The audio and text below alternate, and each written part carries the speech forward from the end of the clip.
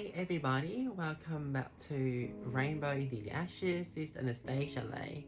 So today is the final letter, I hope, just to share my perspective and opinions through some other observation, a particular community I have sort of, had some lived experience with, which is cisgender and heterosexual men. Honestly, these just really help. I suppose building that bridge of empathy, because I'm really sick and tired of hearing things like men are from Mars and women are from Venus, and then perhaps people with trans experience would be like another alien or something. Let's dive in.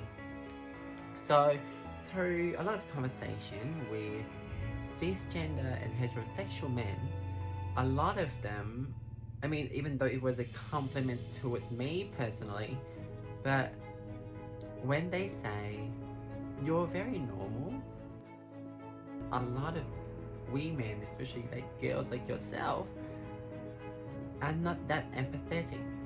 I feel personally, not offended. Men, cisgender heterosexual men, a lot of them would constantly say, they don't understand the struggle we go through. I'm pretty sure we have spent our life living or being labeled as men and having our identity denied, or having people with great political powers trying to erase us and erode our rights.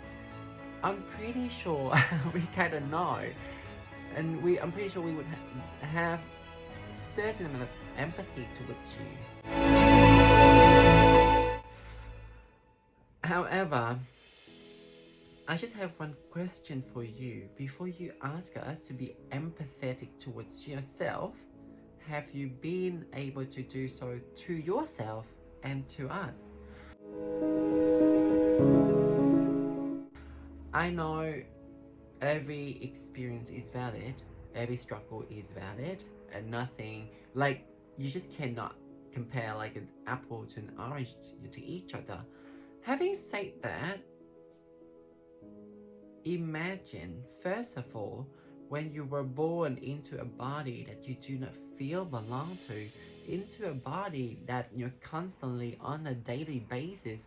The moment you walk on the street is the moment you face all this criticism, and if not, life-threatening situation where people may assault you, people may murder you, or simply just make life a lot harder for you. Only until recently that, WHO started to declare transgender is not a mental health disorder. Imagine.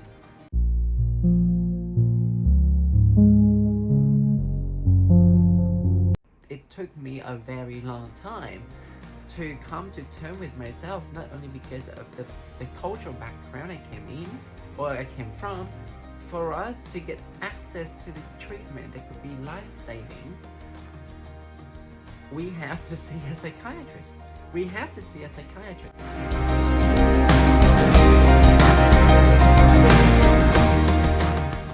And then the internal struggle too. I was lucky, and I am very lucky that I don't have gender dysphoria.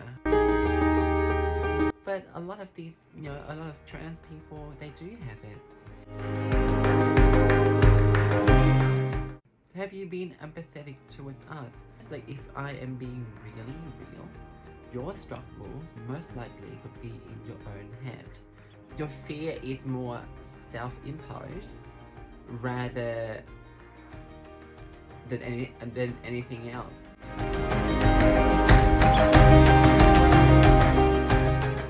I had issues, I had fear of being isolated, of excommunicated by my family and people around me.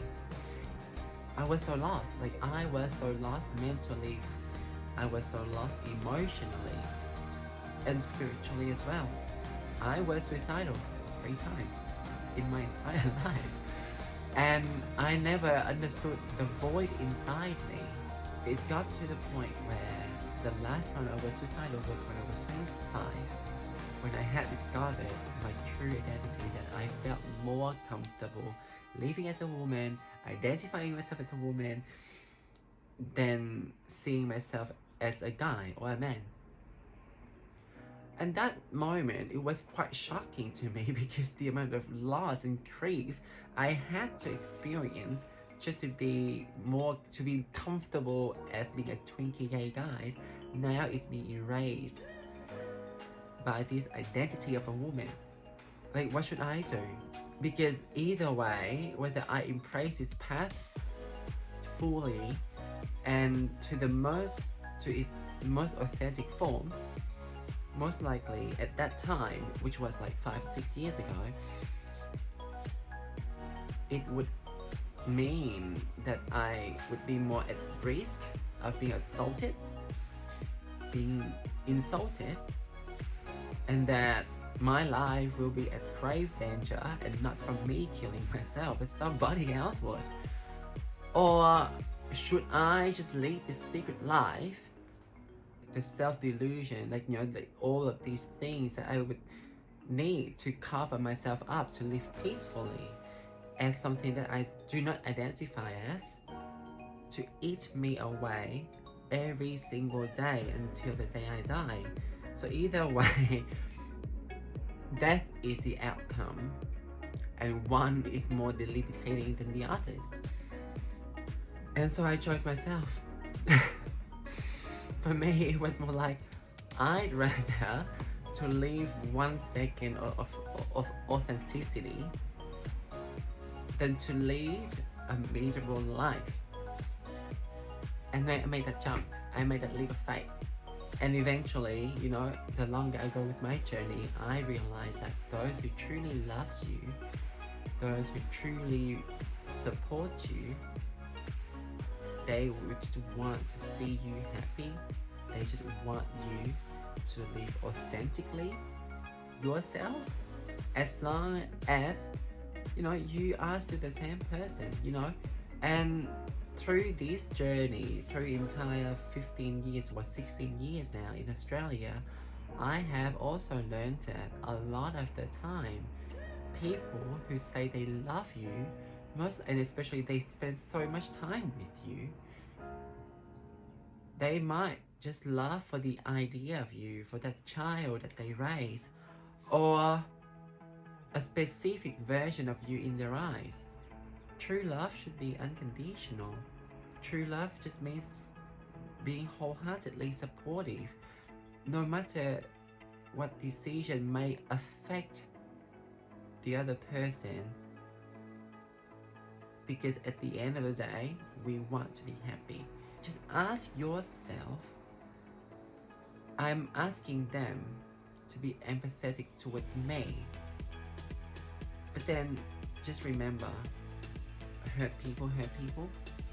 And when people are hurt, they do not have the capacity to be empathetic to another person.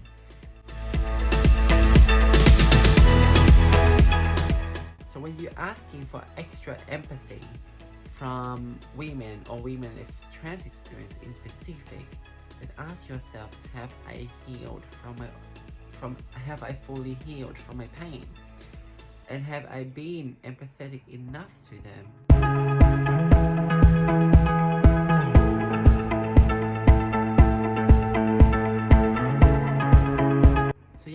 So ask yourself that.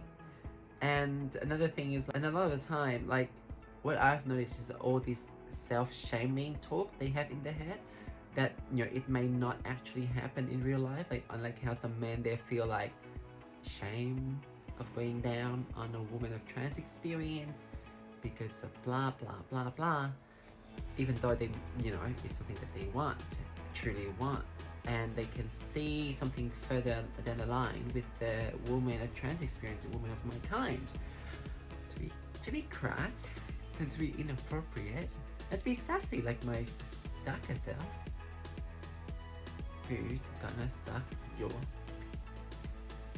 and who's gonna clean up your shit when you get older. Ask yourself that question. and then you will gain the clarity and the bravery to finally embrace all of yourself.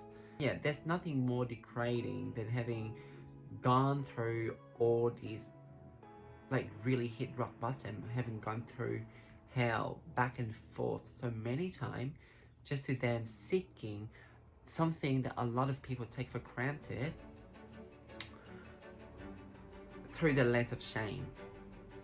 Yeah.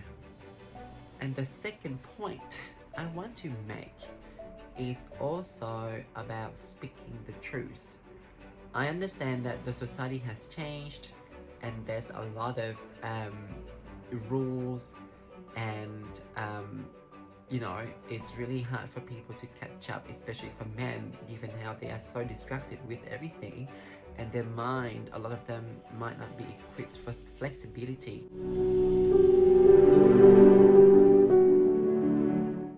And I feel like another issue that commonly happens within the society is that men withholding the truth because they are afraid of hurting the other person, or they don't want to break, you know, to offend people, or they want to be politically correct.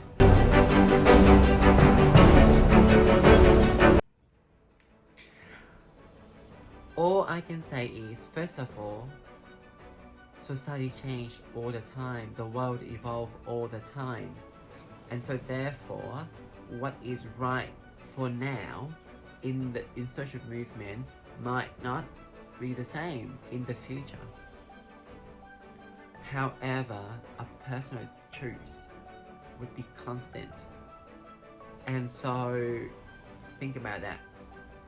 And also, when you're withholding from speaking the truth of your heart, and because like, oh, you know, I don't want to hurt the person, and I don't want to appear nice, or like, I don't, oh my gosh, I'm going to be an asshole, or like, if I apologize now, you know, it's a bit late, I left it too long, what if they reject me?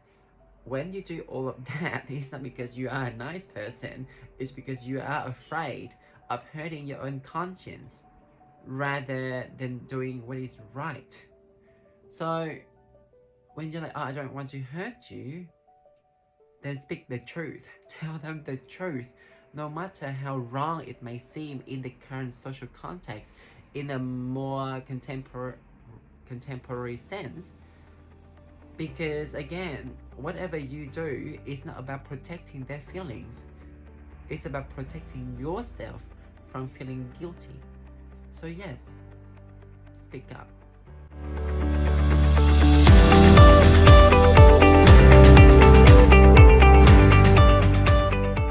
Speak your truth. You know, as long as it comes from a place of authenticity and kindness and compassion. There's no compassion in leading some people on, or wearing a false mask and pretending to be somebody else that you're not. You know, and if changes happen within you, then you can always show them that you have changed. But then, you know, until that day comes, just please speak your truth. Alright, so that is the last letter towards men from Anastasia Lay.